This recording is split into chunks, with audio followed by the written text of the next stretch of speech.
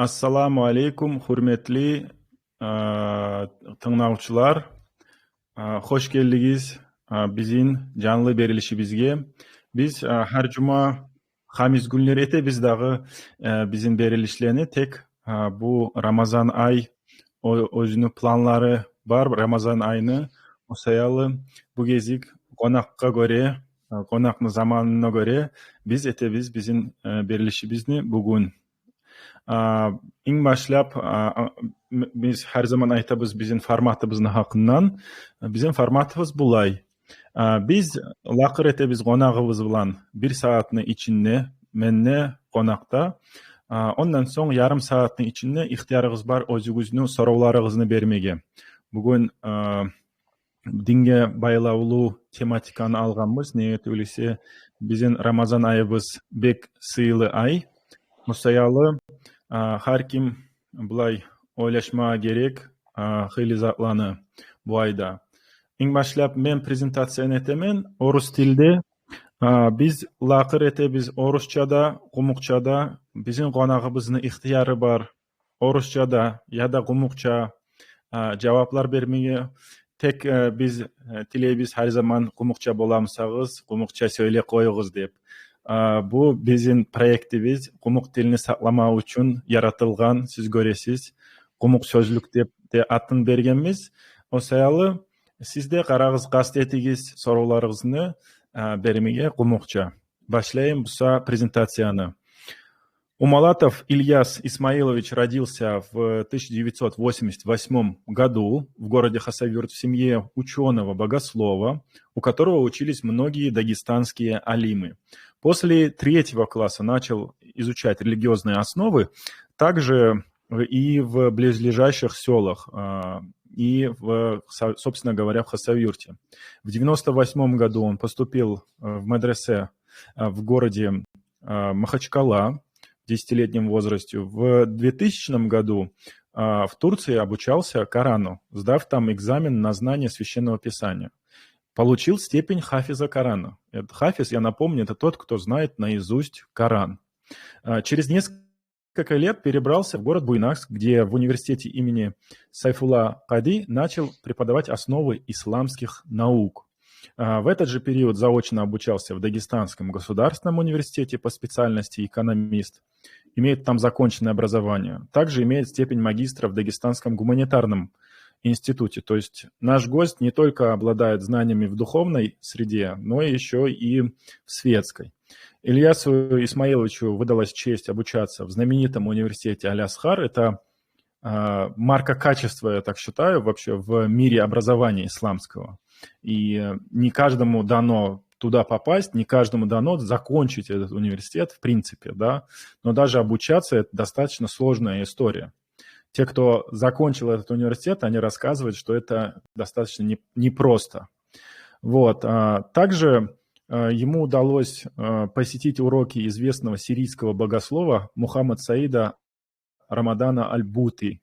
Это достаточно тоже известное лицо, к сожалению, трагически погибший человек в результате обстрела, когда проводил хутбу в мечети, там же в Сирии, погиб, вот, можно так сказать, шахидом, наверное, так правильно называется это все. Также Ильяс Умалатов побывал в Китае, где изучал китайский язык и основы традиционной китайской медицины. Это иглоукалывание и массаж. Тоже интересно будет узнать у Ильяса Агая, почему именно Китай, почему он решил как-то связать свою жизнь отчасти с Китаем. Когда он вернулся из зарубежья, он устроился в отдел просвещения Махачкалы, который курируется Духовным управлением Республики Дагестан. Через некоторое время перешел работать в Центральное управление муфтията в качестве советника при разных подразделениях Духовного управления. А затем он был уже назначен полномочным представителем муфтията в Центральном территориальном округе, а затем и в Северном территориальном округе. А через 1,5 года перешел на должность помощника муфтия по внешним связям. То есть мы видим последовательную, в принципе, карьеру такой в духовной среде. И в данный момент Ильяс он является председателем совета имамов в городе Махачкалы. и помощником муфтия и преподавателем Дагестанского исламского университета имени шейха Мухаммеда Арифа. Ильяс агай, ассаламу алейкум. Ва алейкум ассалам ва рахматуллах. Бізге бек интерес дағы сіз башлағансыз дағы өзіңізну бұлай дин яқтағы yolыңызну бек жахил заманыңызда атағыз аңнайған күйдеге сізге үйрете болғандар. Шулай дин деген заттыр, иман деген заттыр, ихсан деген заттыр. Шулай yolunu тұтсаң, Аллаху Тааланы тұтып, дағы ислам дініне үрегіңне тұтып, шу яшасаң, саға яқшы болacak деп үйреткеннер деп ойлашаман.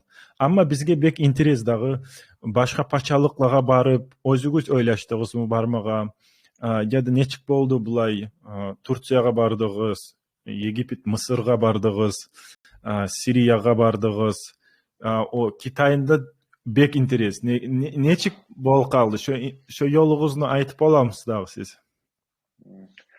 Izin берсеңіз, мен орысша айтайын. Ярай, орысша айтсаңыз да ярай. В первую очередь всех приветствую. Ассаламу алейкум ва рахматуллах.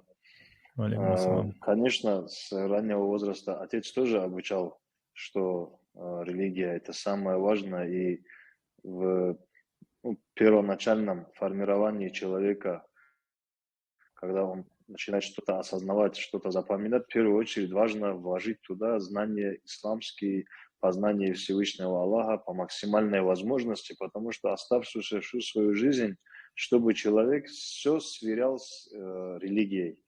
От этого огромная, конечно, польза, лично я получил огромную пользу от этого всего. И поэтому в последующем, в первую очередь я попал в медресе на летний лагерь. Летний период, мы знаем, в Дагестане в это время, когда уже религия начала распространяться, уже открыто начали исповедовать религию после Советского Союза, после 90-х годов. И вот я попал в летний лагерь, на летний период, на месяц, по-моему, попал, и у меня такое большое желание возникло полностью отдать себя этому.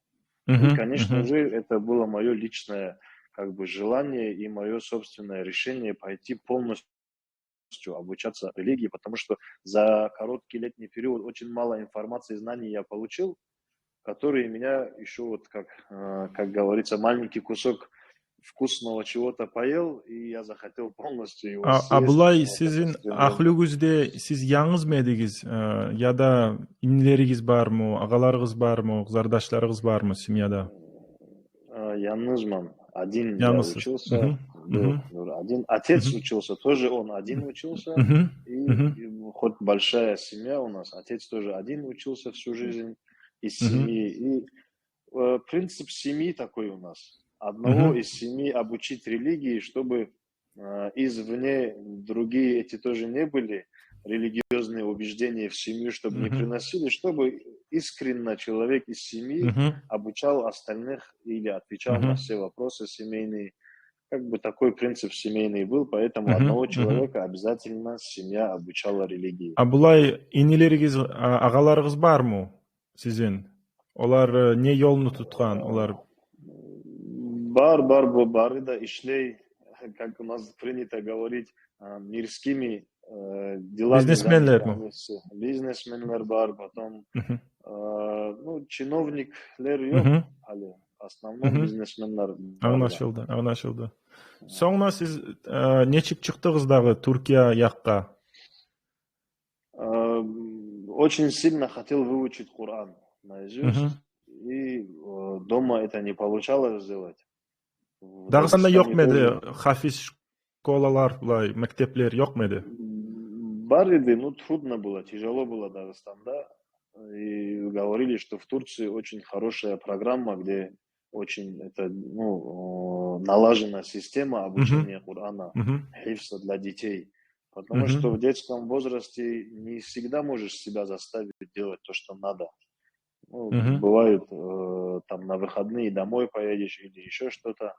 А там в Турцию поехал, за 5 месяцев половину закончил, приехал на каникулы, обратно вернулся, еще за 5 месяцев остальную половину тоже завершил хифса. Машалла. такой метод хороший, сильный, там, поэтому туда.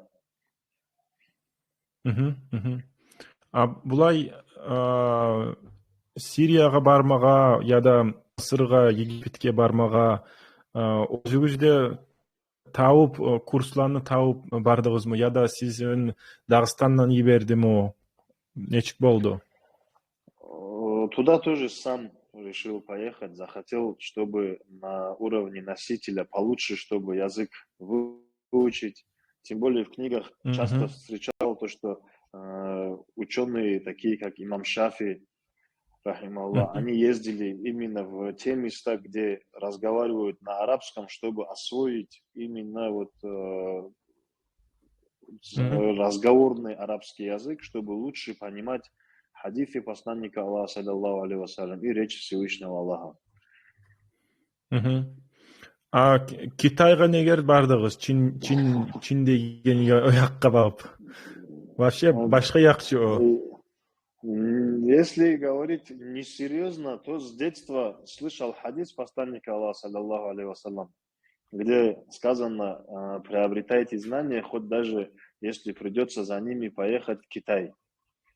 Утлубуль ильма хатта биссин деген хадис. Его слышал с детства. И вот, видимо, в подсознании где-то это Китай у меня сохранился. И потом, когда уже в самостоятельном возрасте, когда уже самодостаточный был, появилась такая возможность, я решил поехать в Китай, попробовать. И очень сильно интересовался китайской древней культурой, потому что часто сталкивался в книгах о древних китайских мудростях и других вещах. Машалла. Бек интерес бұлай yolğuz. Ahali siz ders beresiz deysiz ilm uyaqtan. Ne derslerini beresiz? Arap dilden beremiz ya da fiqh beremiz derslerini. Ne derslardır olur? Adab mı? Hadis mu? Ne derslerini beresiz? Который я даю урок, он в себя включает все. И фикх, и адаб, и хадис. Это книги имама Газали, рахималлах. В данный момент я прочитал уже, вот мы в этом году завершили книгу Бидаятуль Хидаят, начало наставления на истинный путь. И там краткое изложение для вот начинающего человека, который хочет соблюдать религию, вступил на истинный путь, познание Всевышнего Аллаха. Не просто поклонение Всевышнему Аллаху, а который вступил вот именно на путь познания Аллаха, который хочет и поклоняться, и с каждым поклонением, какие нужно соблюдать адабы и все остальное, описывается в этой книге. Şu nasıl bilmeyi için siz öğretesiz adamını da yaşlarını öğretesiz.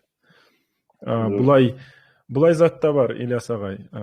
Бұлай сұрайғанда жахиллиги я да танышларыма, сіз намазы тегенне, шулай дуаны оқуғанна, Аль-Фатиха деген дуаны оқуғанна, сіз не зат етесіз? Шоны оқып, өзіңіз айтаған затыңызны, өзіңіз айтып, Аллаху Таала билан, шолай битеми шо? Нечик Аллаху Таала сизин билан сөйлейми, сөйлемейми? Шолай суроолорун беремен. Көбүсүлөр билмей. Аллаху Таала жавап береми şu моментине, я да бермейми? Это что, монолог или диалог? Şu янын siz нечик аңнатып боласыз бизге тыңдайганларга? Адам намаз этегенде.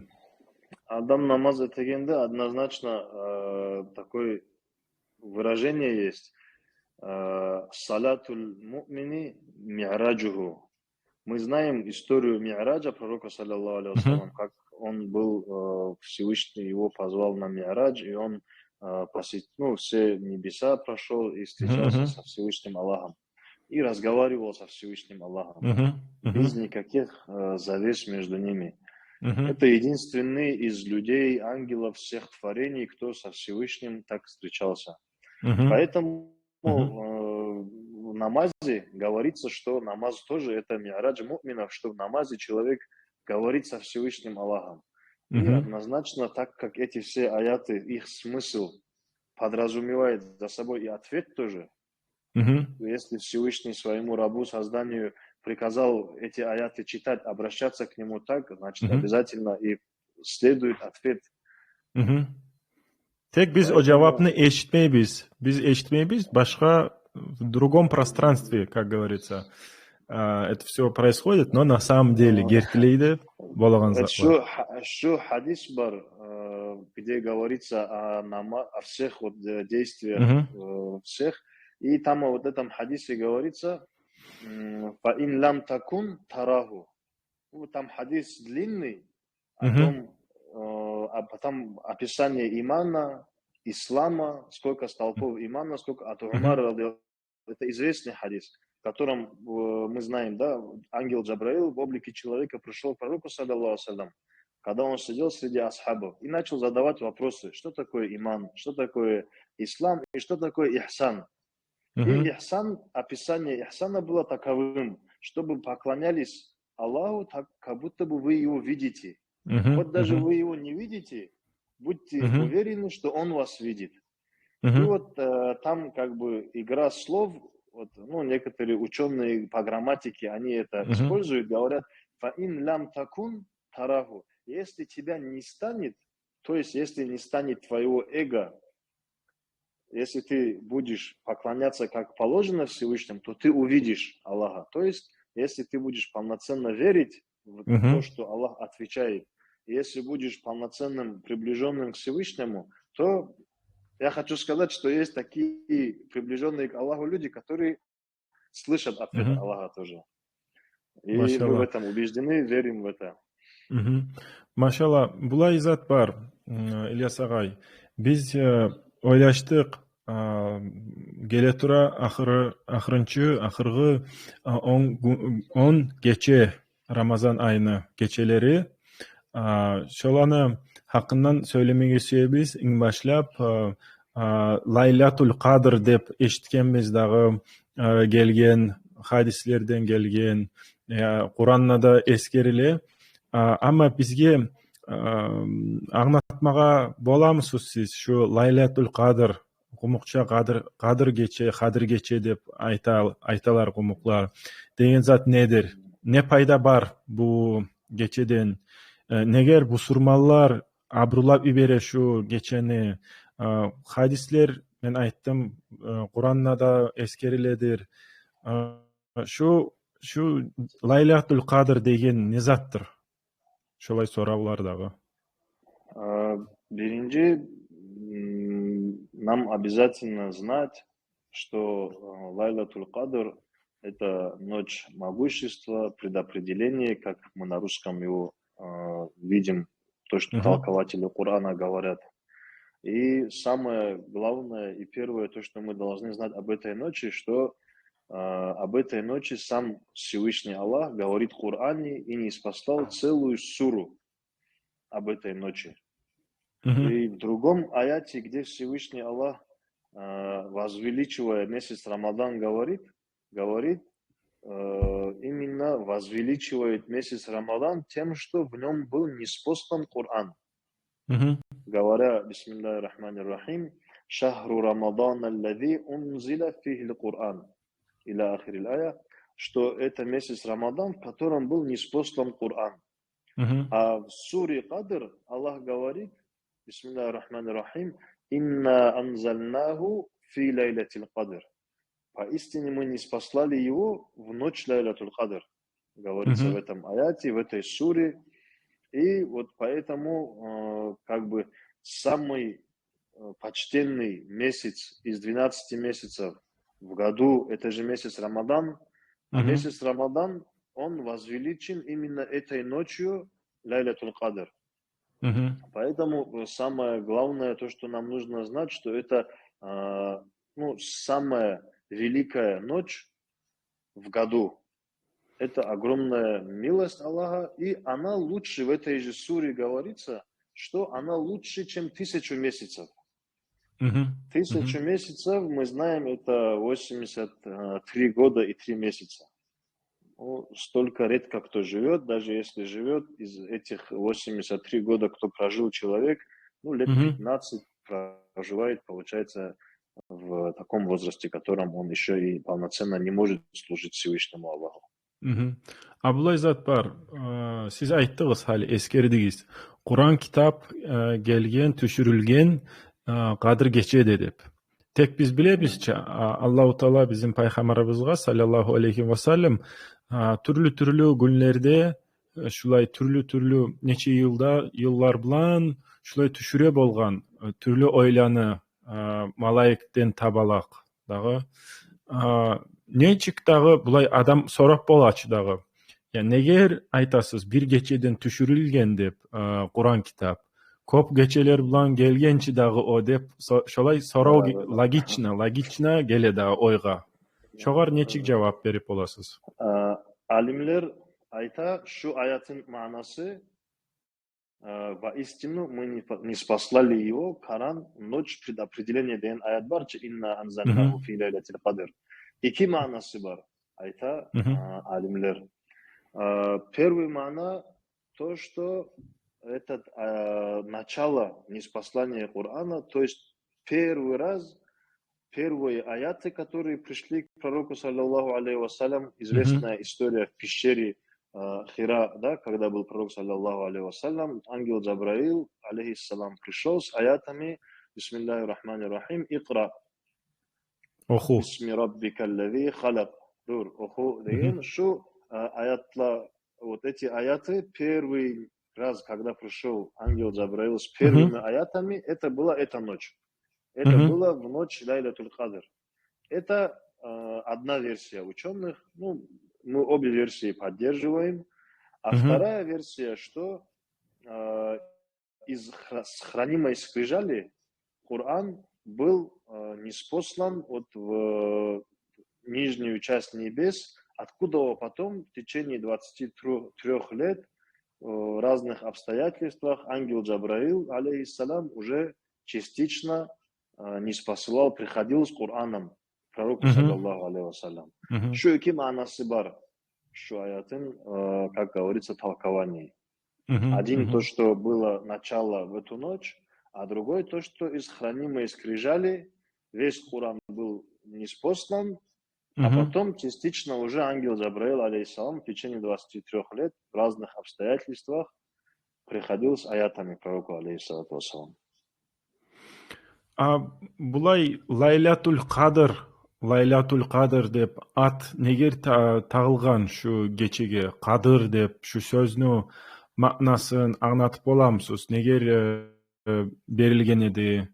Нечик таржыма этти түрлүү адамлар, араплар яда нечик заттар бул? В книгах тоже об этом описывается, что в этой суре говорится, бисмиллахи рахмани рахим, «Лайлатуль кадри хайрум мин альфи шахр, таназзалуль малаикату варруху фиха биизни раббихим мин кулли амр. Саламун хия хатта матла'иль фаджр». Садак Аллаху аль-Азим. Лайлатуль Кадр лучше, чем 1000 месяцев. И в Лайлатуль Кадр, в эту ночь, спускаются по воле Аллаха малаики, ангелы с небес. Спускаются на землю, спускаются на землю. Варруху, это как, толкователи говорят, здесь в этом аяте рухам называют Джабраила, алейхиссалам. Это самый великий ангел, мы знаем, самый почтенный ангел. И вот он в эту ночь приходит на землю.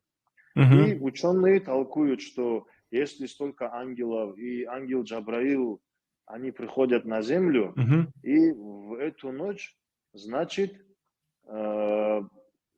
все предопределения вот в эту ночь, которые должны случиться на будущий год, до следующего Лайлатуль Кадру, вот эти ангелы приходят и спускают от Всевышнего Аллаха все его повеления. На следующий год, все кадары, с кем что случится, их ризк, их, кто будет жить, кто умрет и так далее. Вот все предопределения случаются. Есть такое мнение многих ученых, и в книгах это так описывается, что поэтому говорится Лайлатуль Кадр, ночь предопределения.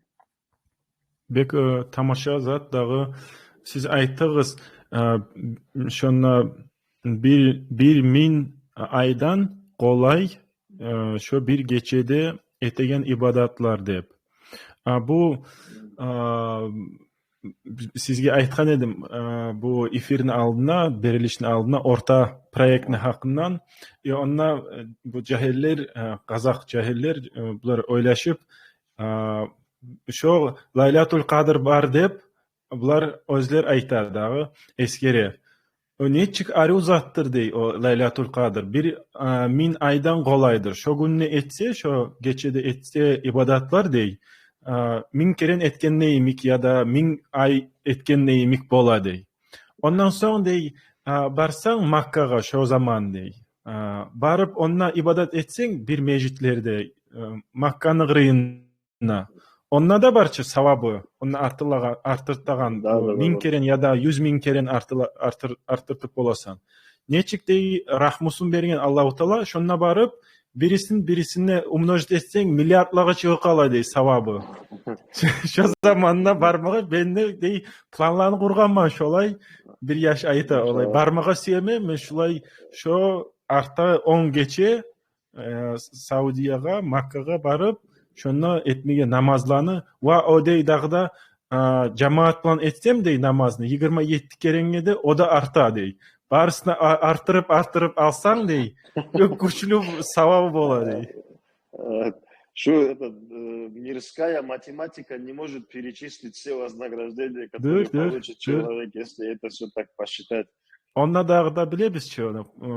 Bu hamiz günler oruza tutsan, masal için o da sağa artık gele dağı bek eşitken biz hadisler var.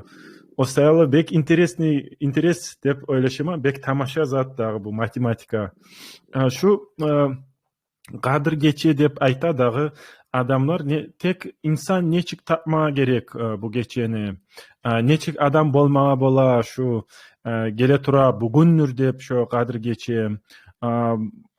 Allah'ımız bizin yaratkan Allah'ımız neye bulay tuğra kuyde bizge buarmagan palan günne bolsun dep şu gün Ramazan ayda neye gerek adamlağa şulay belgisiz zatdağı neger tarık bizge adamlağa şulay kıyınlık dağı bilmey turup aylanasan 10 günün uzağından kaçan bola ya da 10 gününe bola mı ya da kim bile başında bola mı ortasında bola mı ahırda bola mı şulay tamaşa bola adamdağı adaşa.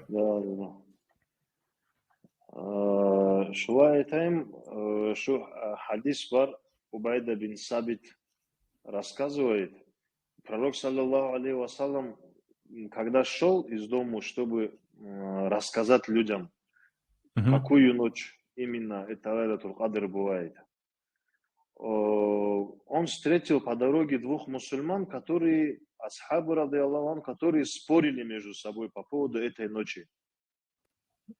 Услышав то, что они спорят между собой, пророк, алейхиссалату вассалам, сказал: я шел для того, чтобы рассказать вам об этой ночи, но так как между вами возник спор по этому поводу, то я отменяю свое намерение, надеюсь, есть большая польза для вас в том, что я не скажу точно, когда наступает эта ночь, потому что те, которые хотят служить Всевышнему в эту ночь, будут стараться служить в течение всего месяца. Особенно последние 10 дней Рамазана. Если бы я указал эту ночь, то люди служили бы только эту ночь и упустили бы получить, которое они могут вознаграждение за остальное время. И попали бы, сделали бы себе ущерб. Поэтому вот, пророк, саллаллаху алейхи вассалам, отказался. И Всевышний, конечно, пророк, саллаллаху алейхи вассалам, от себя ничего не делал.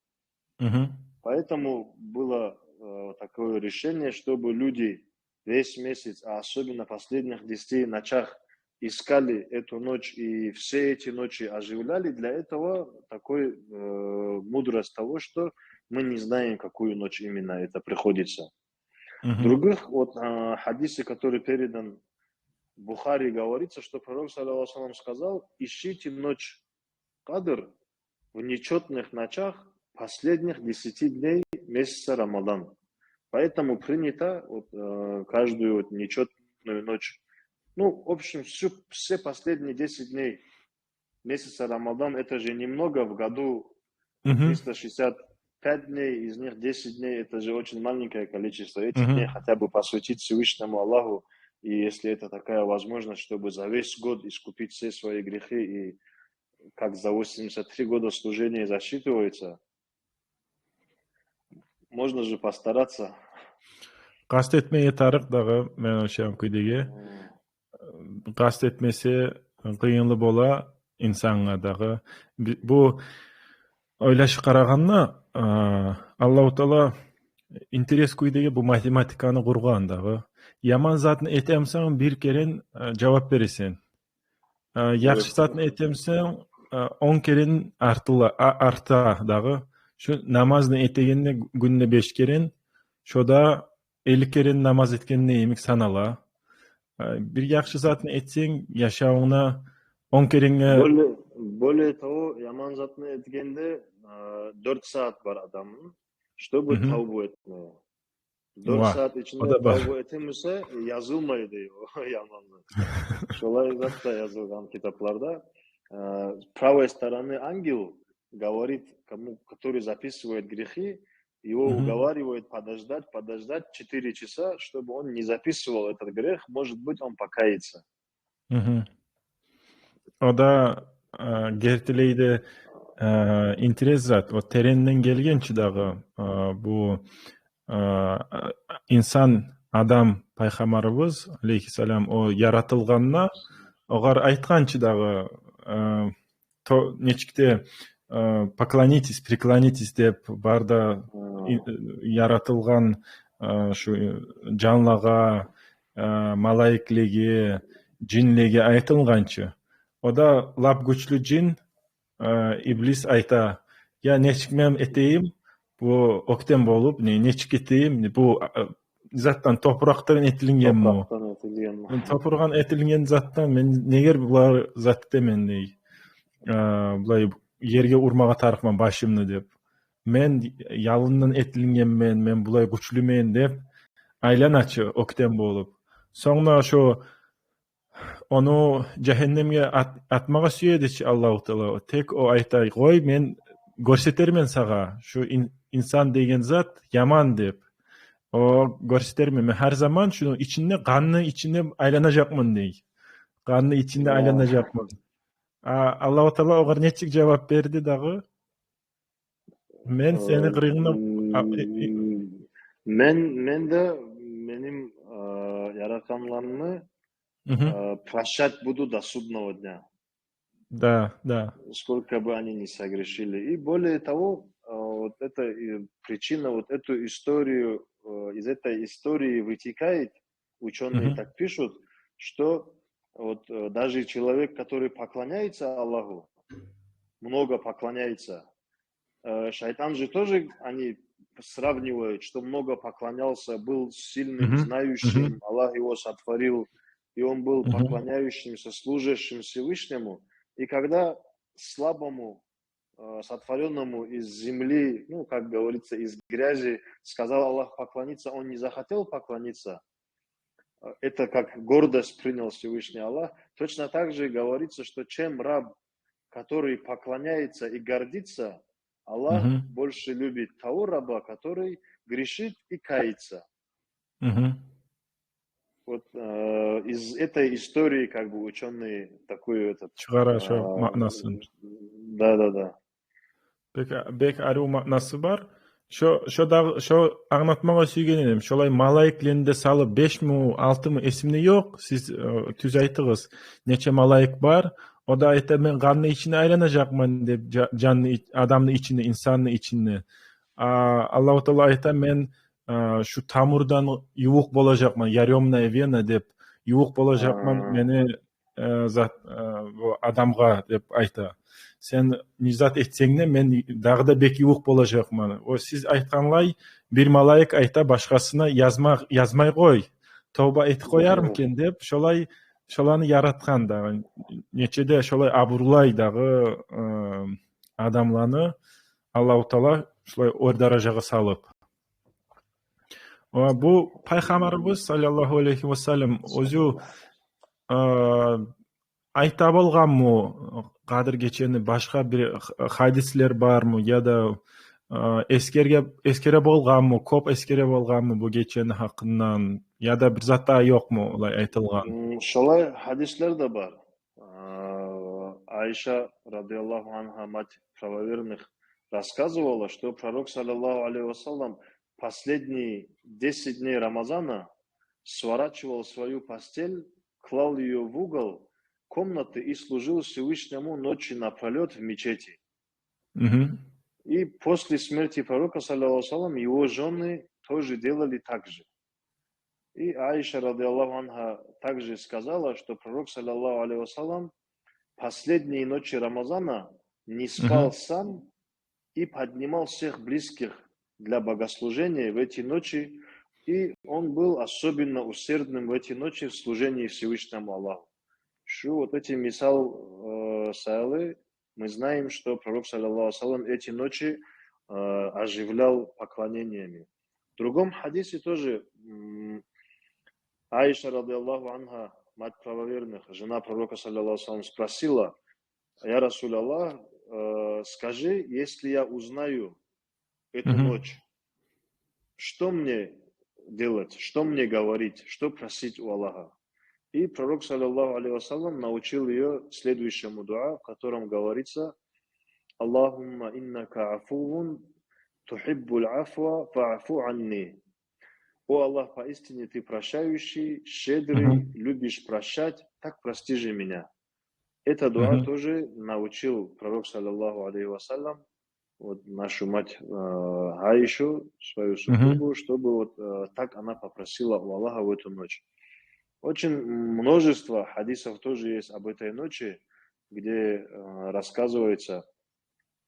А вообще само вот как эта ночь была дарована нашей Мгм. умме, об этом тоже есть такая история, когда пророку, саллаллаху алейхи вассалам, показали вообще продолжительность жизни Мгм. его уммы, то есть людей из его уммы. Он увидел, что жизнь короткая Мгм. у его уммы, а у остальных пророков, последователей, они жили долго, больше лет Мгм. жили, чем мы, да, можно сказать. Мгм.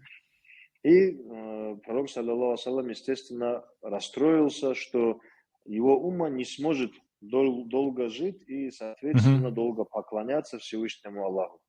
Мгм. И есть еще история о том, как вот один человек из сынов Израиля, как мы знаем, Бану Исраиль, которых называет Аллах в Мгм. Коране, это тоже предыдущих пророков, последователей.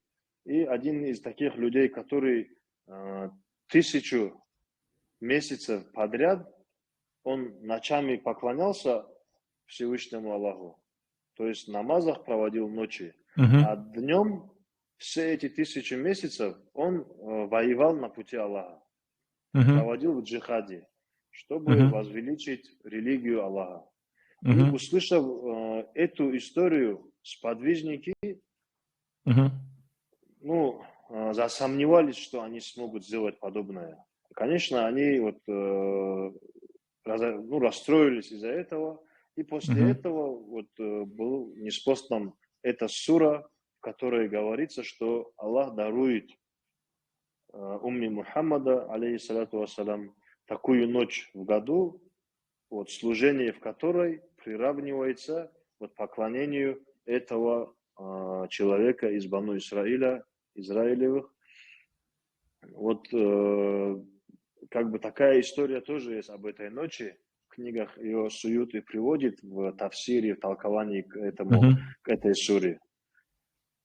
Так что много достоверных есть о том, что эта ночь имеет большую значимость для уммы Мгм. Мухаммада и перед Всевышним. Она вот как засчитывается 83 года и 3 месяца Мгм. служений, в которых нет этой ночи.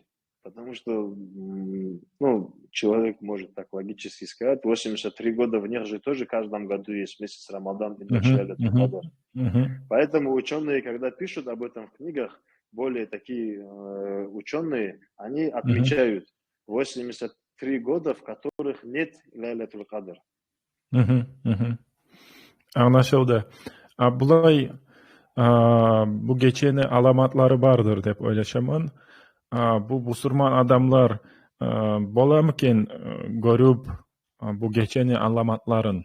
Орысча айтканда чудеса, есть ли какие-либо чудеса, либо признаки bu geceni? Ну, основные, вот самые главные признаки, которые необходимо человеку знать, мусульманину знать, что в последние 10 дней месяца Рамадан и более вероятно, что нечетные ночи этого месяца. Это самые, как говорится, ясные и большие признаки, потому что в хадисе сказано: ищите ночь предопределения в нечетные ночи последних 10 ночей Рамадана. Этот хадис достоверный, Бухари его передает. Поэтому эта информация самая достоверная о признаках этой ночи. А другие информации, такие как луна особенно светит в эту ночь, и она бывает спокойная, без ветра.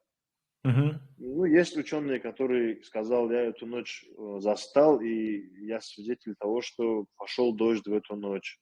То есть остальные все признаки, они уже неоднозначны. Самое достоверное, вот то, что сказал пророк, саллаллаху алейхи вассалям, последние 10 дней месяца Рамадан, нечетные числа.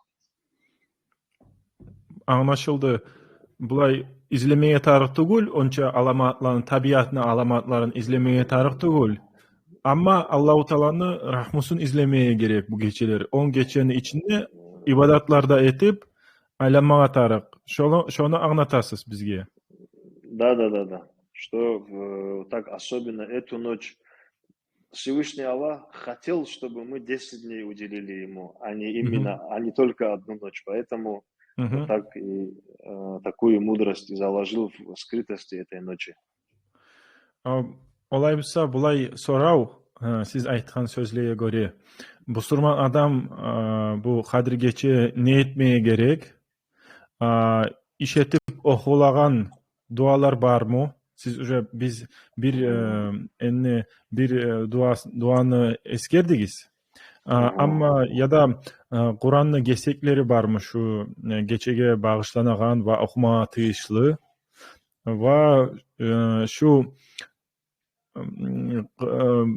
10 gün içinde ahırgı günlerini içinde Ramazan ayını ne etmeye gerek? Şulay ulu soraudağı türlü soravlardan kurulgan. Ну, как я уже говорил, исходя из хадисов, мы видим, что самое лучшее в эту ночь, если человека здоровье и возможности позволяют, выстаивать намазы. Как можно дольше, как можно больше намазов совершать. В нашем случае, если есть, как у нас говорится, толеб намаз, да, правильно говорю, да, это запущенные намазы. Толеб намаз, если есть. Төлеген намазланы etmeye yarar şu geçelerde, tüzçü. В общем, намаз делать. Самое первое, на первом месте намаз совершать. Какой бы это ни был, таравих намаз продлить, или толеб намаз делать, или любые другие бывают, таспих намаз бывает, истихар намаз бывает, потом много разных суннат намазов есть, которые можно совершать. Но самое лучшее намазы делать. Потом дуа делать, потому что в этом хадисе, который Аиша спросила у пророка, саллаллаху алейхи ва саллям, что сказать, в ответ она услышала это дуа: Аллахумма иннака афун тухиббуль афва фа'фу анни. И по втором месте дуа делать. В третьем месте, конечно, вместе с дуа это читать Коран, потому что это считается ночь, которую был ниспослан Коран, и есть надежда на то, что Всевышний Аллах откроет более такое понимание Корана человеку, который с любовью будет эту ночь стараться усердно читать Коран. И особенно в эти 10 ночей асхабы, ученые, праведники, они больше читали Коран, чем обычно. Если обычно они читали Коран за 10 дней то в эти ночи они старались прочитать Коран за неделю, ну, или за 5 дней, чтобы 2 раза завершить. Если там, которые в неделю 11 Коран читали, ученые, праведники, они читали за 3 дня Коран. То есть более усердно читали Коран праведники в эти ночи и в эти дни.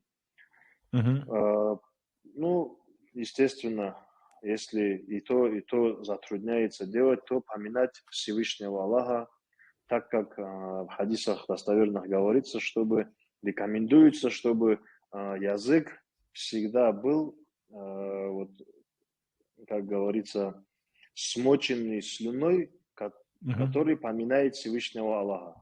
То есть постоянно поминать Аллаха и вот стараться делать это, конечно, самое важное, делать это искренне. Zikirlar etmeye yaray. Olaysa. Zikirler etmeye dur. Zikir читать, салаватлар окума, дуалар etmeye. Булай bizde yürüleyen adat бар дағы, Дағыстан yürüle, Темірқазық, Кавказда yürülegen adat бар. Маулетлер етебіз деп, айланаған адамдар жиыла, Аллаху Тааланы ескере, яда түгіл, ескере пайғамбарымыздың саллаллаху алейхи вассалам. Шолай күнлерде олаға ярай му маулетлер етмеге, масал үшін? Шолай сорау бар. Айру бола. Почему айтаим? Потому что не каждый человек способен, уединившись, поминать Аллаха. Не каждый человек настолько богобоязненен, не настолько приблизился к Аллаху, чтобы, когда останется один, имея сегодняшние технологии, возможности, как говорится, смотреть там фильм, там лазить в интернете, прямо откровенно, если говорить, в телефоне, там разных этих, хоть Инстаграм и заблокировали, все равно доступ есть, и без него тоже хватает, это в Телеграме и других этих, ну, разной, так скажем, политической информации, которая не связана с религией, очень много бывает, поэтому не каждый может. А когда собирается круг людей и коллективно поминают Всевышнего Аллаха, это тоже восхваляется в многих и хадисах. Ну, есть такой хадис, где пророк, саллаллаху алейхи вассалям, передает от Аллаха, где Аллах говорит: «Ваджабат махаббати», то есть моя любовь обязательно для тех, кто лимутаджалисина фия, для тех, кто собирается, маджлис делает ради меня. То есть для чего это маулид делать собирается коллектив? Для того, чтобы поминать Аллаха, для того, чтобы приблизиться к Аллаху. Ну, не все же такие, скажем, сильные могут у себя дома тоже этим заниматься. Кто-то расслабляется, смотрит телевизор и так далее. А если он пойдет в такой круг, где поминают Аллаха, он знает, что там все будут поминать Аллаха, и он будет, хочешь не хочешь, поминать Аллаха. Поэтому это приветствуется. Это очень хорошо, поэтому в мечетях тоже мы стараемся ночи совершать таспих намазы и так далее в эти ночи. Оғар көре, дағыда сұрау, бүгін көрдім мен итикаф деп. Итикаф деген бұлай, яда айтикаф деп түз айтыламы арабча. Иртикаф. Нечек? Иртикаф. И'тикаф. Шолай затта бар, бізге аңнатығыз айтикаф деген заттар деп. И'тикаф деген зат это любое проведенное время в мечети. Даже раньше, я помню, в мечетях, когда заходили, были надписи: «Я намереваюсь совершать и'тикаф, пока нахожусь в этой мечети». То есть все это время, которое человек находится в мечети, за это время ему дается вознаграждение. Дом, это же мечеть, это же дом Аллаха. И человек, пришедший в мечеть, пришел как бы в гости к Аллаху. Поэтому ему пишется вознаграждение. А и'тикаф – это пророк, саллаллаху алейхи вассалям, последние 10 дней Рамадана проводил в мечети. В Мгм. книгах даже такая история есть, что пророк, саллаллаху алейхи вассалям, о том, что узнав о том, что есть ночь Лайлатуль Кадр в месяце Рамадан, провел первые 10 дней в мечети.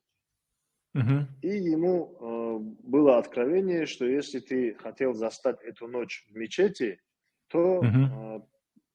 она еще впереди. И пророк, Мгм. саллаллаху алейхи вассалям, провел еще 10 дней в мечети.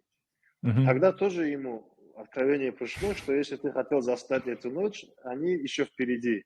Эта Мгм. ночь еще впереди. И тогда пророк, саллаллаху алейхи вассалям, провел еще последние 10 ночей, 10 дней полностью, полноценных суток Мгм. в мечети. Мгм. И тогда уже он обнаружил, что в последних 10 днях была Лайлатуль Кадр, и поэтому он именно сказал, что последние 10 дней, и к нам пришло, что все сахабы, праведники более настойчиво последние 10 дней проводили в мечети. В многих мусульманских странах, в Египте, в Турции и в Дагестане в том числе, последние 10 дней бывают люди, которые приходят в мечеть и остаются в мечети до ид намаза. Мгм. Это такой вот, считает, это особенный иатикаф месяца Рамадан. Мгм. То, что я говорил до этого, это любое время, проведенное в мечети, оно является иатикафом, мы знаем. А иатикаф месяца Рамадан бывает такой, что вот приходят люди, это традиция такая. Ну, она Мгм. сунна, это пришло к нам от пророка, саллаллаху алейхи. 10 дней заходят в мечеть и пока не совершат праздничный намаз, праздничного дня Ураза Байрам, Мгм. остаются в мечети 10 дней. Это вот Бек именно об бек этом күчлү идет зат. речь. Бек күчлү зат. О, һәр адам болмайдыр. Улай барып, сау күнләрне узагына хәл заманга göre бирөөлөр отпуск алмага төшөдүр. Ялалаган күнләрне алып, шолай этмеге сыймса, ибадат этмеге сыймса. Биз яңыз булай ибадат деген зат биздин яшаубуз болма боладагы имканлыгы бар. Ибадат деген зат яңыз дуаларды этип, намазларды этип деген зат түгүл. Ибадат деген зат биз билген күйдеги адамлар билан жакшы катнашмак, коншулар билан, яда таанышлар билан, баарда адам билан озокта Рамазан айыны ичинде көрсөтүп, масал үчүн мен Москва жакта жашайман. Москва жакта жашаган халкка бир аз кыйын боладыр деп ойлошомон.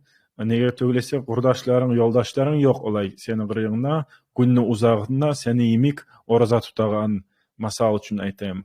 Онда танышларың барыста, яда бұлай христиан динни yürütегенлер, яда yürütмегенлер бар. Олар да аңламай, сіздің оразағыз низаттыр деп, тамаша бола, сіз ашамаймысыз, обедке барайық дей. Ашаған заманға сен айтсаң, жүрі барайық, олар тамаша бола. Я, мен нешік ашайым, сені алдыңна берейін. Мен айтамын, маға башқа түгіл, мен сен сөйлемеге, лақыр етмеге деп шыққанман, ял алмаға. Сен мұса тамаша болма деп, шылай аңлатаман дағы. Ибадат деген зат дағыда өзіңнің малыңны, масал үшін, затқа бермеге, Аллахның yoluna фисабиллиллах деп айтыла арабча. Шоны бермеге. Масал үшін мен бұл ел бұлай адат yürütmeye қарайман, білмеймен, түз мүкен, түз түгіл мүкен, уянғаннық бір тауып, бір сбор бармы, нейер бармы, бір сумманы еберемен her gün. Şulay Ramazan'ın içinde her gün bir saylap комфортный суммасын şulay еберемен. Şolay zat ibadatқа имик санала мы, саналмай мы? Şonu сорамаға сүйген едім. Мы знаем, что пророк, саллаллаху алейхи вассалям, говорил, что Аллах больше всего любит тот ибадат, который делается последовательно и постоянно. Поэтому это очень хороший ибадат. И другой хадис мы знаем, он идет, кстати, самый первый почти во всех сборниках достоверных хадисов, по крайней мере, вот книги Риазу Салихин, в таких больших книгах самый первый хадис идет «Иннамаль а'малю бинният» начинается. То есть в этом хадисе сказано, поистине за дела воздается по намерению. Вот человек с таким намерением делает какое-то дело, вот поэтому по его намерению воздается человеку. Поэтому садака – это один из самых больших служений Всевышнему Аллаху считается. Потому что, во-первых, мы убеждены, что все, что у нас есть, ризк – это Аллах нам дал. И уметь с этого ризка пожертвовать, потому что жертвовать нужна щедрость. Это очень тяжело. И вот щедрые люди, мы знаем, самый лучший из людей после пророков кто был? Абу Бакр Сиддик, ради Аллаху, правильно же? Первый халиф. А его самое такое качество, которое вот восхвалялось, которое всегда проявлялось больше, чем у всех остальных, это была щедрость. Вот даже история была, когда раба Биляла Асхаба, когда пытали, когда его хозяин пытал, и Абу Бакр пришел и сказал: я покупаю его, этого раба. Он назвал большую сумму, которую он не стоит. Он безоговорочно дал эту сумму, и он посмеялся над ним. Абу Бакр говорит: у тебя, говорит, возможно, говорит, замутнел разум, говорит, твой пророк, говорит, Мухаммад тебя, говорит, околдовал, что ли, говорит, ведь этот раб столько денег не стоит, говорит. И Абу Бакр Сиддик, ради Аллаху анху, ему говорит: если бы ты, говорит, 10 раз больше сумму назвал бы, я бы эту сумму тоже, говорит, не думая отдал бы, говорит, потому что для меня ради Аллаха пожертвовать ничего не стоит. То есть жертвовать, садака давать, это самое большое, можно сказать, даже в Коране аяте, где говорится о смерти, там есть такое, что когда смерть человеку придет, и человек скажет: Раббирджиун, о Аллах, верни меня, фаасаддаку ва акун мина салихин. Впереди самое первое, садака буду делать, я говорю. Скажет, когда человек умрет, он скажет: о Аллах, оживи меня, я сделаю еще садака, говорит. Ну, садака считается как из имущества, также вот поклонение тоже садака считается, потому что это как бы от своего времени, от своих сил мы тоже как бы даем часть Всевышнему Аллаху, возвращаем. То есть вот намерение, если есть, это самое, любая работа, как вы сказали, не только таспих читать, в мечети время проводить, не только намаз совершать, поститься, это все обязанности. А вот повседневная работа человека, развитие человека, быть полезным для общества в любой профессии. Даже вот сейчас появились новые профессии, вот как блогерство вести, вот это тоже огромная польза для человечества. А хадисе посланник Аллаха, саллаллаху алейхи ва саллям, сказал, мы уже на другую тему плавно перешли, но очень важная вещь, за это зашла тема, поэтому скажу. В одном хадисе сказано: «Ахаббу наси иля Аллахи анфа'ухум». Самый любимый для Всевышнего из людей тот, от которого больше пользы. Поэтому приносить пользу человечеству, будь это в области медицины или информационно, или там наставлять людей, это все считается, даже вот водитель, вот можно подумать, да, такси, какую он приносит пользу, может подумать, да, человек. А он же тоже врача до работы довозит, чтобы тот лечил людей. Или довозит там имама мечети до его работы в мечеть отвозит. Или любому человеку, созданию Всевышнего, он пользу приносит. По его повседневной нужде его отвозит. Поэтому любая профессия, если правильное намерение иметь, приносить пользу созданием Всевышнего, то можно получать вознаграждение за все. Мага эсиме келди бир хадисму, не хабарму, мен билмеймин, онча терен сиздин бир асхаб болгон пайгамбарыбыздын саллаллаху алейхи ва саллям ушулай яман бир проблемалар болуп, керималар келе болгонму, бир продукция билан, продукталар билан, продукт ашарлык билан бир проблемалар болуп, баалар ор болду. Бумса bu kişi alıp kerivallarını savlay malın alıp şu kerivallarını satıp alıp şu produksiyonu, aşarlıklarını alıp adamlara bulay paylaşa bolgan. Şu bu bek güçlü ulgu hali bu saat pandemiya boldu mu ya da pandemiya bolganda neçik oraya bağıp artaydı bahalar. Ondan soň hali zamanna neçik arta bolgan bahalar bir produktalarga, aşarlıklarga. Айтаганым, şolay ulgude bar. Paygambarın zamanındağı adam ashaba. Şolay ogarda o kişiye yaşawda eşitgen men yaşawunna bu cennet degen zat көрсөтүлгөн белги болганда, то есть ему обещан был рай при жизни, уже о биледи.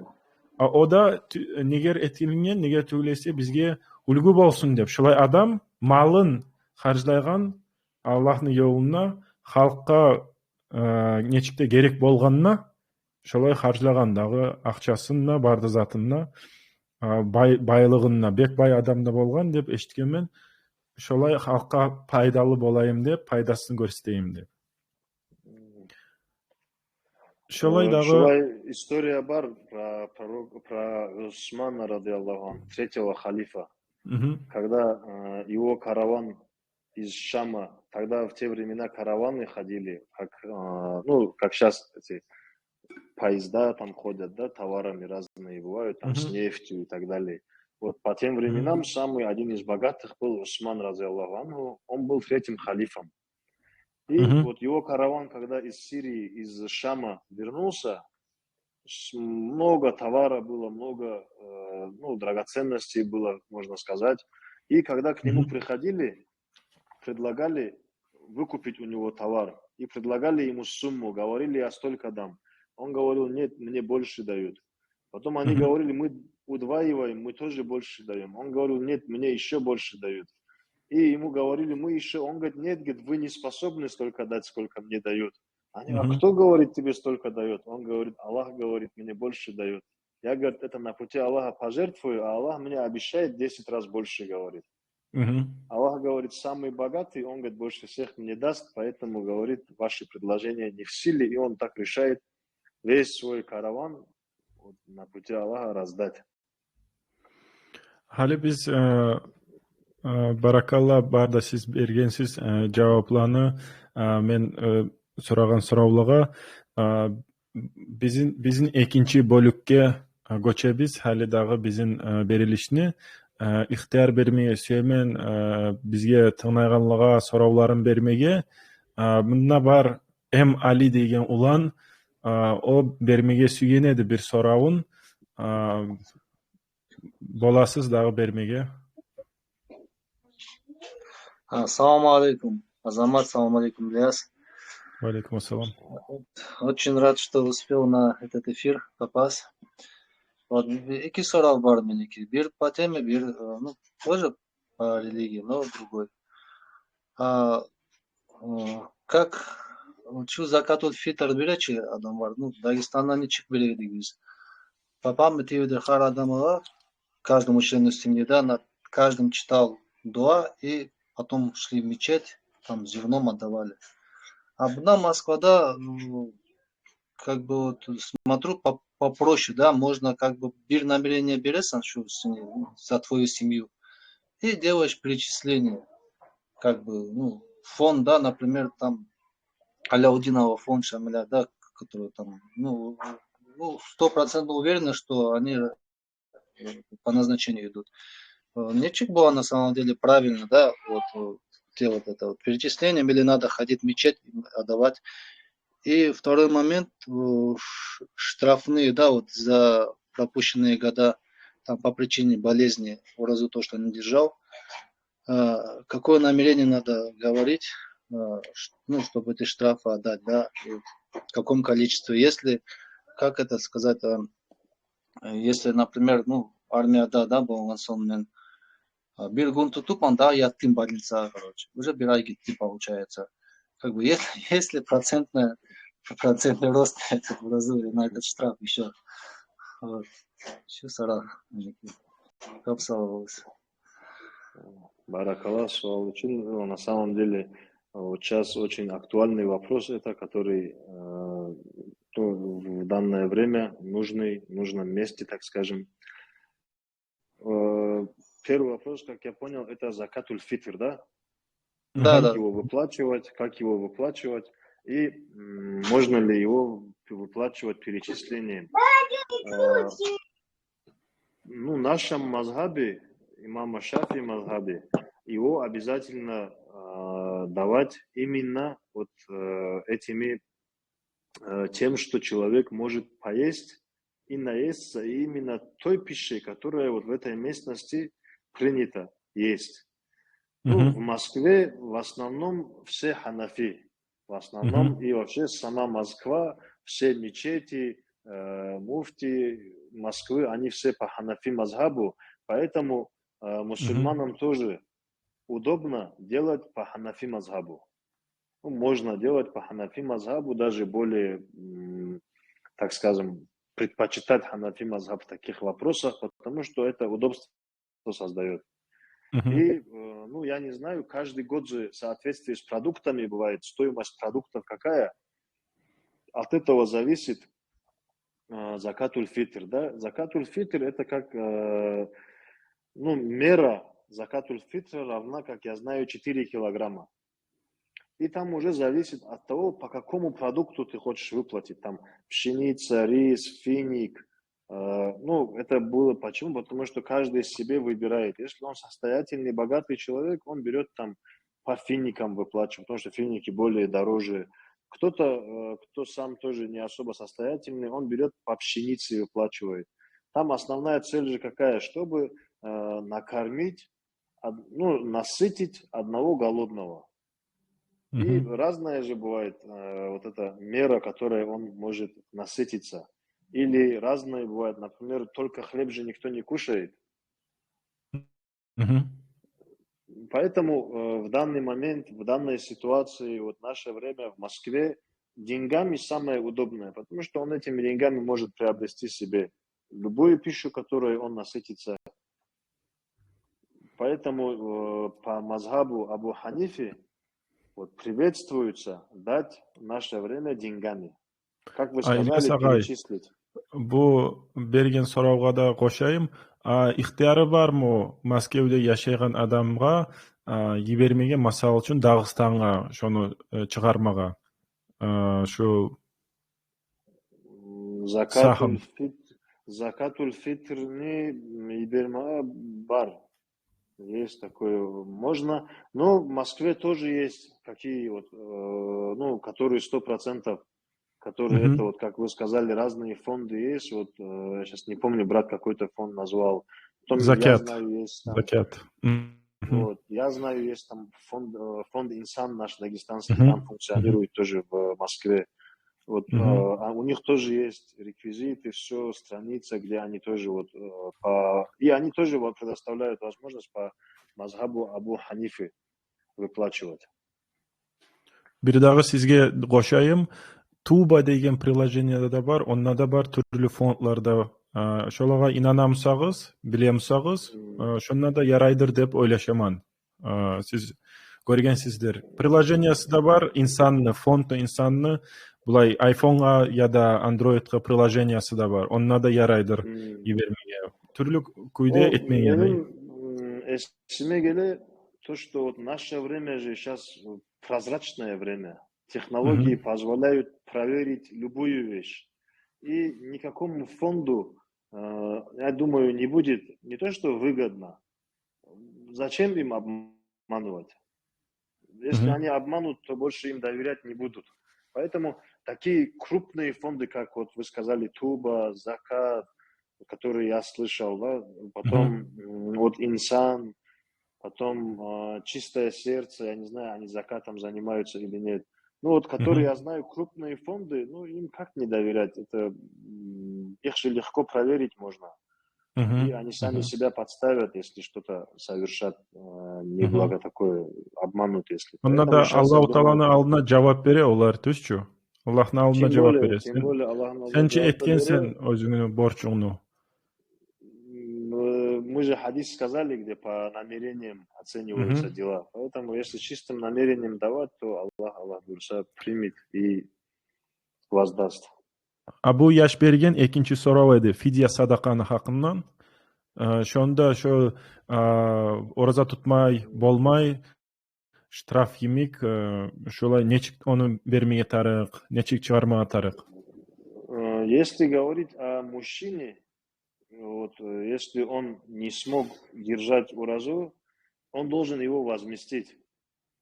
Если он его не возмещает до следующего месяца Рамадан, вот тогда надо штраф платить за этот пропущенный ураза. Вот если ты не, вот в этом месяце, если я не держал, пропустил, и в течение года до следующего месяца Рамадан, если я не возмещу этот пост, вот тогда я должен платить штраф за него, и все равно я должен его возмещать по мере возможности. А выплачивать тоже та же самая мера. Один сах это приблизительно 2 килограмма, то есть 4 килограмма. Это по Ханафи мазхабу. А по Шафи мазхабу примерно 2 килограмма. Там тоже вот разделяется. Вот, и надо считать каждый день. И за каждый день один сах надо выплачивать. Если там, там подсчет идет. Если до следующего месяца тоже не держал, уже за каждый пропущенный 2 надо выплачивать эти меры. Если по Ханафи, то 4, а если по Шафи, то 2 килограмма. Onu bek qiyin sanamaga ko'p yillar tutmaganmisan, bo'lamsa. Да. Popular tutmamışsa уже надо хороший расчет делать. Некоторые люди шалай даже делают, там, когда, возможно, состоятельные люди, у которых возможности есть, они берут там целый газель садака делают и как бы свой фид закатывают и за этот посты. Shu fidya sadaqa sanalami? Masal uchun iftar etsang, organizovat etib, to'lab barda odamlarni oshatsang. Еще лучше было. Там же как бывает, на ифтаре как бывает, рис же варится. Вот посчитать, сколько риса в килограммах. И вот этот рис пожертвовать на один ифтар. И вот сколько риса, и вот из каждой определенных килограммов риса сделать вывод, что вот один человек, или сколько порций плова, да, раздал. Вот оттуда вычесть как пропущенные ураза. Каждая порция один ураза. Anlaşıldı. Etni de qo'shib, sanab, просто portsiyani sanab, yaray aytmag'ada, даже если больше будет, ничего страшного deb o'ylashaman. Yaraydir. Да, конечно. Fatima Kazakova so'ramog'i. Fatima. Кеч yaxshi bo'lsin. Я не совсем поняла Осахны. Алимен, например, бил Москвада biraz қиын боласақ шығармаға, да? Понятно, что амалс адамлар бұнан бұлай көп жоқ, чтоб етімдені мы знали, их в лицо там давали. Мен алды әр ел бередім, білейін там, неважно жоқ, мұсырман болса, кем болса да, киргиз, узбек бередім. Али бір ел мен бердім, например, просто қатынға, я знаю, что она одна воспитывает 2 девочек. Я перечислила деньгами. Посчитала там 4 килограмма, сколько риса обходится это, и дала деньгами, да, с нас 2, допустим. В прошлом году я отправила не в московские фонды, я отправила на дагестанский фонд, есть такой хасавюртовский фонд, делай добро, что ли, что-то такое, помоги ближнему, что ли, білмеймін. Али, олар, я знаю, что Горгемеша фонд, это ищин, я их знаю по инстаграме, они покупают реально продукты и реально по адресленді олар язаки, мен изат етебіз, шолар бере. Али, шо саха саналмаймын, мен біраз аңламай қалдым шо момент. Обязательно вот указанные фонды, что ли, отдавать это все, или как? Нет, не обязательно. Обязательно давать человеку, которому не обязательно выплачивать этот закат.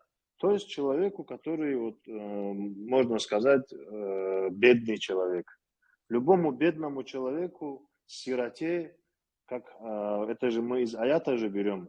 Просто почему мы фонды назвали? Потому что нам проще всего доверять фонду. Поэтому мы фонды назвали. А так бедному человеку, путнику, нуждающемуся, сироте, вот в этом аяте перечисляются те категории людей, которым можно выплачивать закатуль фитр. Ну хорошо, Эти а вот вот то, эти что я сейчас категории. перечислила, это не считается, что ли, как сах? Считается, вы же бедному человеку, нуждающемуся человеку перечислили. Ну вот я же конкретно не сказала нуждающимся, я списалась с ними, я спросила, вот я хочу сах чыгарма сүйемен, шоны сизге берсем, сиз шоны, ну, сах кимик чыгарамыз, не просто садага, а именно сах. Они сказали, да, мы так делаем, без сах кимик шоны чыгаражабыз. Аль шо саналамкин сах.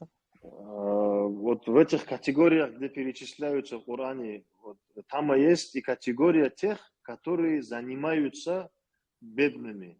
То есть, как это, я, видимо, когда говорил, мысль была, но не сказал. В аяте сказано, бедный, нуждающийся, путник, сирота и тот, кто занимается ими. То есть, вот такие фонды, тот человек, амилин называют этого человека на арабском языке, тот, который берет у того, кто выплачивает закат, и доносит его до того, кто нуждается. То есть, как я понял, в вашем случае это считается закат. Яхшы, Савул. Азамат, а тогда можно будет здесь же в группе выставить вот эти фонды, чтобы мы знали, куда отправлять. Я, например, в Москву еще ни разу не отправляла. Я почему-то всегда или на руки давала, или в Дагестан отправляла. Ну, Если я думаю, в индивидуальном порядке можно это сделать. Я бы не стал там отдавать предпочтение какому-то конкретному фонду там. Но я, допустим, я доверяю, к примеру, там фонд, которым Ильяс Агай упомянул, да, Инсан. Я доверяю, там фонд «Надежда» есть в Дагестане. Я доверяю вот фондам, которые в Дагестане, вот на площадке Туба, вот есть приложение, да, там тоже он надабар коп былай түрлі регионларда, да, Россияны регионларны, Ингушетиядан, Мычыгышияктан, Башкириядан, Татарстандан, олар барысы да сала, олар Тубада тергей, о фондларын тергей, қарай, шулар ишлеймо, Астраханнан, башка жактан, олар да жия. Шулай саққа göre, шулай негетте етіп, жіберіп қоясың ақчаны битти. Мына Москваның içinde Zakat фонд бар, şu Şamil Aляутдинов, Ильдар Aляутдинов yürütеген. Оғар да инанаман. Мен оланы бұлай сайлап айтып болмайман. Шусу түз шунна ебергиз, шунна ебермегиз деп айтып болмайман. Барысына да я имела в виду вообще, чтобы я знала. Барысына да мен өзім барысына да кастетемен көмек етмеге. Инсан болсун Дагыстанда мен билемен. Буйнакский районна Муслим Абулаков, мени кардашым Айлана онна мен билемен, инанаман, билемен шо этеген затны. Айлана шу кумук юртларда, Буйнакский районну юртларына шулай жавап берет дагы. Шогар жибермеге мен боламан, лично мен билемен оны адамны. Мына bu fondna bilemen, zakat fondundагы yürütegen adamlarını da bilemen, bulaga da inanaman etip olasız. Şolay dep oylashimon, özügüz qarab, şular etemo. Sizge şolay dagı Amin ya Allah sizinkine etsin. Dagı da sorawlar barmısa, uyalmay, tartınmay bermege bolasız. Bir dagı bu Ali деген улан сұрауны бермеге сүйген еді, әлі мен білмеймін, о тыңнайдыр бізге. Tamsız. Ta bir soru var, ben айтып bir не по теме он. Ну, по исламу, да. Ну, көп бар мінекей şu тұқымларда медиклар бар. Bir soru var da, yarayм екен мұсылман адамға васият бермен şu өлгенне, şu внутренний орган не мусада на донорство пустить. Как донор свое тело оставит. Şu soru. Шу сурау, это, если коротко говорить, да, разрешено. Есть такой ученый современный, который отвечает на этот вопрос, Мухаммад Атия Ас-Сакра. Есть такой ученый, он говорит, что вот, во-первых, если донор, чей орган пересаживают, мертв, и он завещал или разрешил делать пересадку до смерти, то трансплантация не запрещена. Если он разрешил, если он не против, васият сделал, то она не запрещена, поскольку для запрета, для харама нет основания. И почтенность органов мертвого не запрещает получение пользы для живого.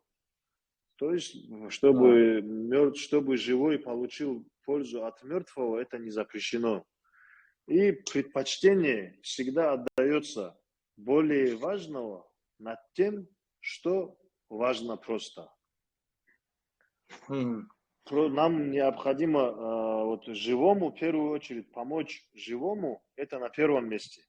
Если вопрос стоит вот, не живой и живой, мы предпочтение живому должны отдавать.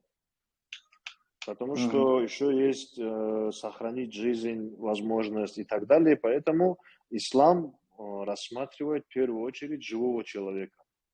Потому что в аяте же тоже Аллах говорит: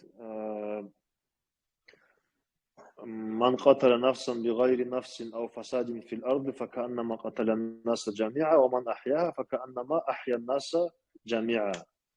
Иля ахрил ая. В этом аяте говорится, кто убьет одного без причины, на это как будто бы убил все человечество, а кто оживил одного, как будто бы оживил все человечество. Поэтому мы живому должны давать больше предпочтения. А если на это еще есть и его васият, разрешающий это, тогда тем более. Нету на это запрета. Прямо мы же знаем, наша религия как рассматривает любой вопрос. Есть ли на это в первую очередь в Коране или хадисе прямой запрет? Ну да. Когда нету прямого запрета, мы ищем, есть ли от этого вред кому-то.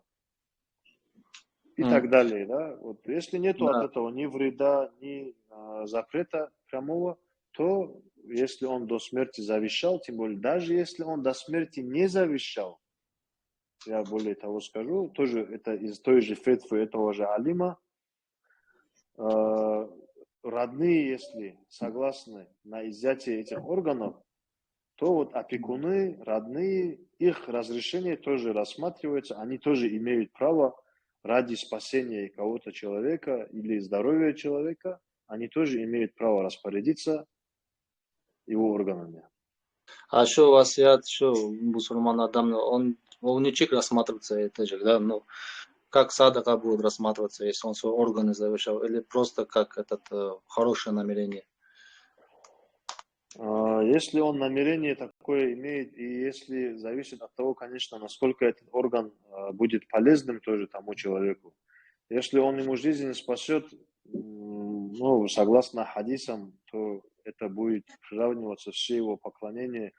Ну, к садакатуль джария будет это относиться даже. Это как посадить плодоносящее дерево, можно сказать, да? Это шахид муамбир уровень был, Шахид Муанбир уровень, я не вижу для этого этих признаков, чтобы Шахид Муанбир, потому что Шахид Муанбир уровень, чтобы был, есть определенный, да, высокий уровень будет, вознаграждение много будет, но чтобы как Шахид был, есть же определенные эти, как сказать, условия для этого. Понял. Копсовоз. Давно хотел узнать ответ на этот вопрос. Есть, вот в телеграм-канале есть муфтият, отдел фетв муфтията, есть такой канал в телеграме. И там я тоже там нашел фетву по этому вопросу. Там есть фетва, где о пересадке органов вопрос разъясняется полностью. Понял. Инстаграм на барде муфтият, но Инстаграм уже удалил, я надоело через VPN заходить. Я в Телеграм зайду, найду. Да, в Телеграме тоже есть. Он называется канал «Отдел фетв муфтията». Не просто муфтият, Отдел фетв муфтията есть такой канал. Отдел фетв муфтията. Товарманали. Ko'p savol sizlar Sabji. Topdim shu отдел фетв муфтията. Все, подключился к нему тоже. Ko'p savol, спасибо большое. Амин, амин.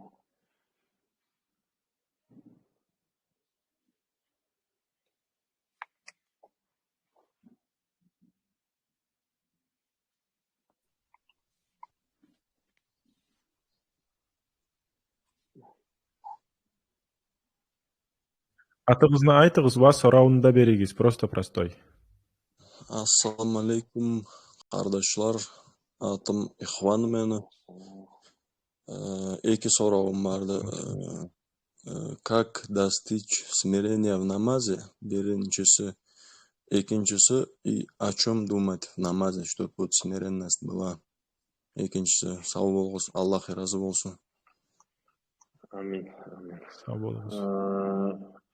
Шуна, я могу привести вот, из Бидаятуль Хидаята, да, такой пример, который приводит имам Газали, рахимахуллах. Он говорит, что если не можешь достичь смиренности в намазе, то представь, что на тебя смотрит кто-то какой-то член из твоей семьи, которого ты уважаешь. То есть авторитетный какой-то человек смотрит на тебя, и представь, как бы ты перед ним совершал намаз.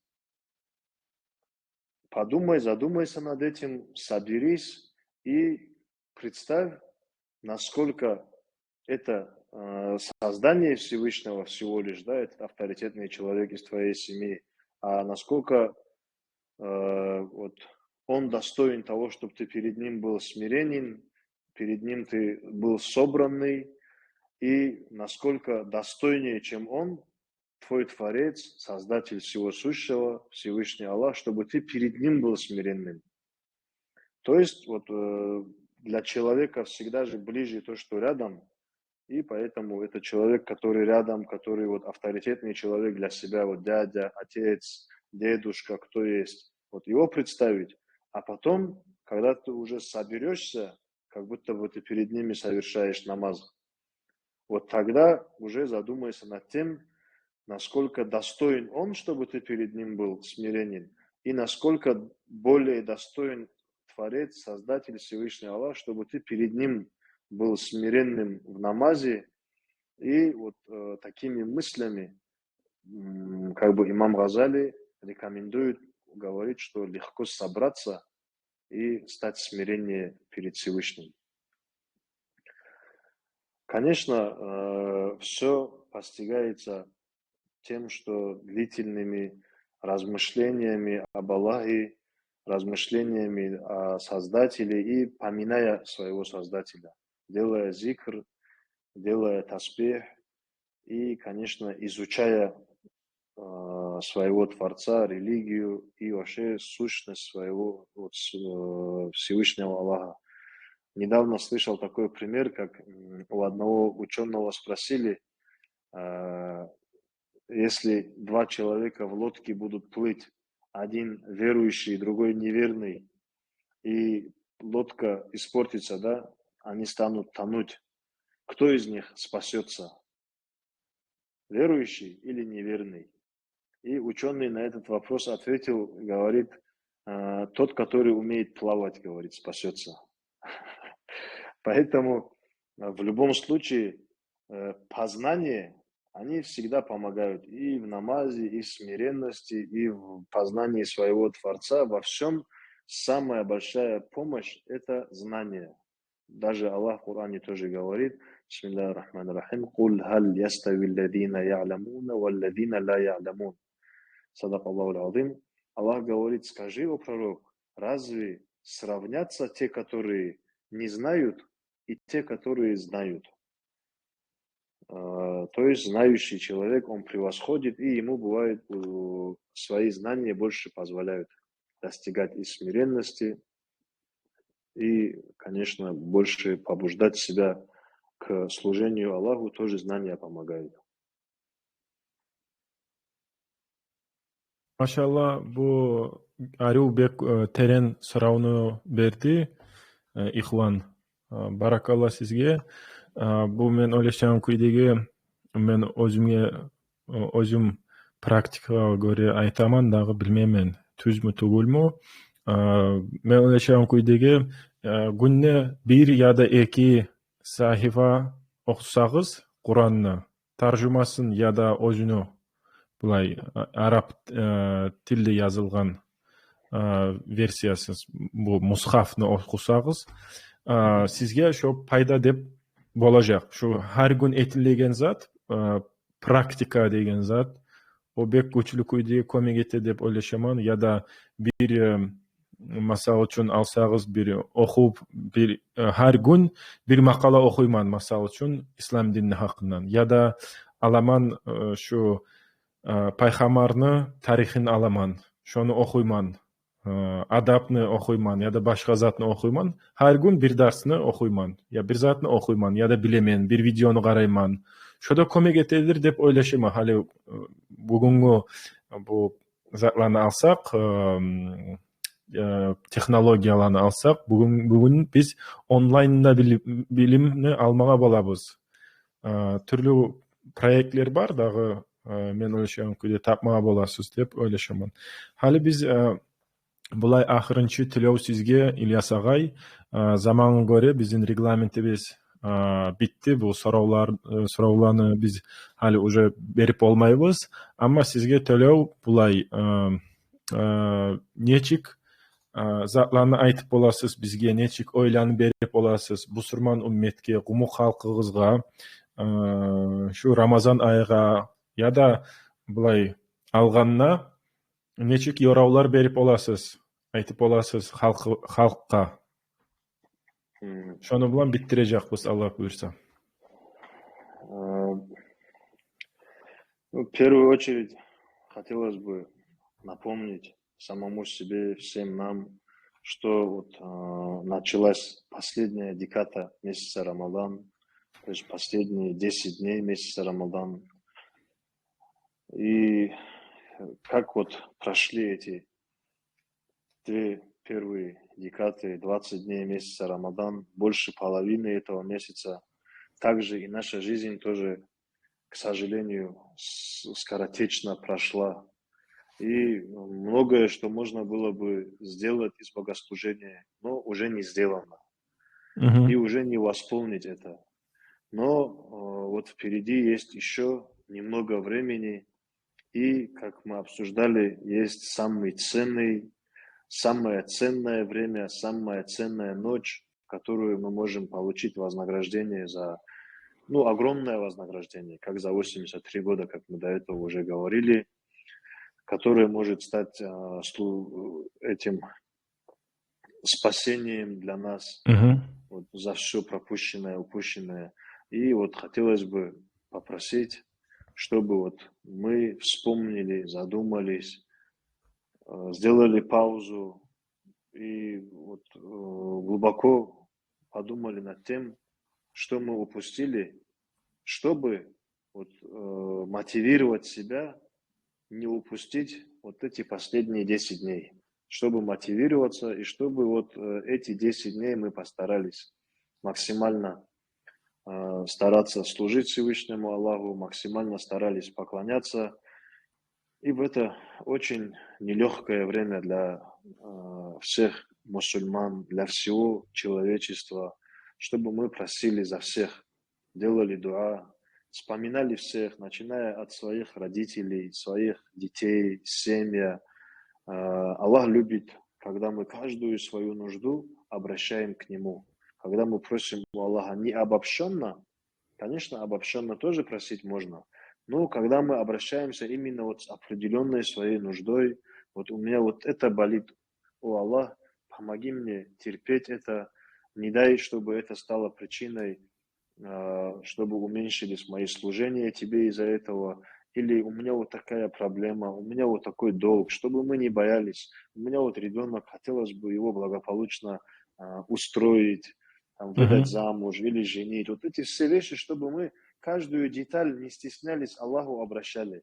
В каждой вещи, чтобы мы искали помощь от Аллаха. Хоть мы сами все возможное для этого делаем, ищем Мгм. там среди родственников хороших там, или к хорошим врачам обращаемся, или в хороших местах обучаемся и так далее, все равно надежда, чтобы на Аллаха была, для этого Мгм. очень помогает, чтобы мы просили тоже у Аллаха.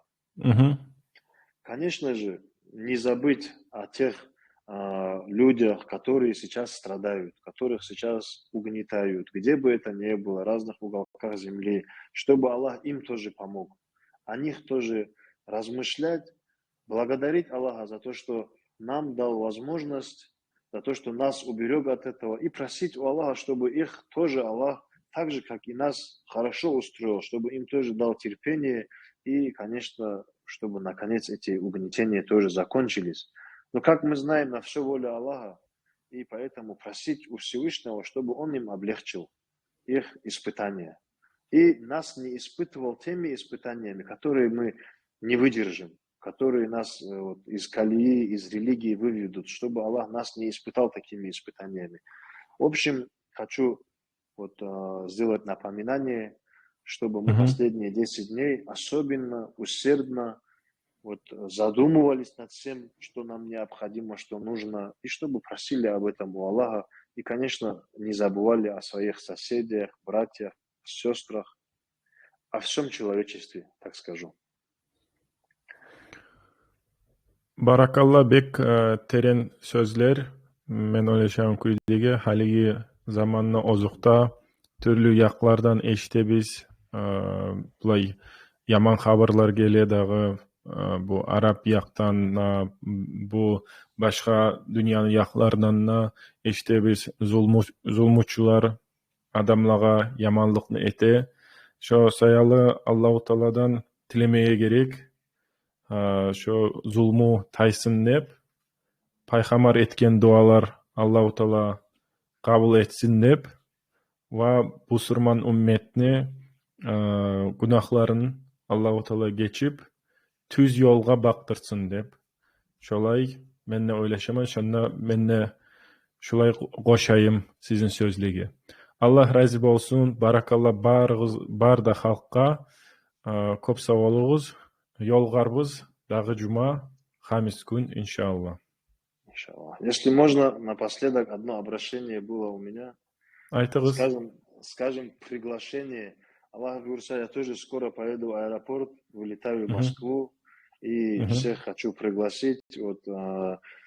Завтра ифтар, иншаллах, будет в Москве, в банкетном зале Мулык. Кажется, адрес Хоткинская, по-моему, 2, или Пресненский вал, 17, что ли. Ну, иншаллах, я надеюсь, группу мы отправим эту, если вы разрешите. Саларбыз. Ага. Аллах буйруса, всех рады будем видеть. Biz özümüzde gelecek, biz bundan Dağıstan'dan alimler de gelecek. Allah буйруса, хумух алимлер gelecek. Потом Махачкала, Москве, которые живут, тоже, Аллах буйруса, приедут. Что, которые вы упомянули, муслим, тоже, иншаллах, Абдулаков будет. Аллах буйруса. Аллах буйруса. Надеюсь, там увидеться. Biz даже салганбыз bu сообщенияны. Открылежек ери метро улица 1905 года, Пресненский вал 19, строение 1. Таңала болажак, Аллах буйруса, 19:30. Мына объявлениеда салганбыз имам билан. Гүпте бар. Баракалла барыңызга да сау болуңуз. Аллах разы болсун. Бизге бүгүн ару насихатлар эттигиз, Ильяс агай. Аллах кабыл этсин. Аллах кабыл этсин.